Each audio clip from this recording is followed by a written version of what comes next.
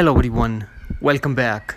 If your iPhone volume is too low, even you set the iPhone volume to a louder setting, then change the setting on your iPhone to fix this issue. So without wasting any time, let's get started, and before start please do like, share and subscribe.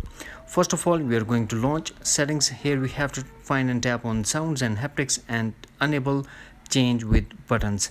Then go back to settings and tap on touch ID or face ID and passcode and put iPhone passcode or whatever you use for the unlock iPhone. Here you will find an option attention aware feature. We have to disable this feature and you will get rid of this issue of low volume of iPhone. That's it. Hopefully friends, you found this video helpful, so please do like, share and subscribe. Thanks for watching. Take care. Bye bye.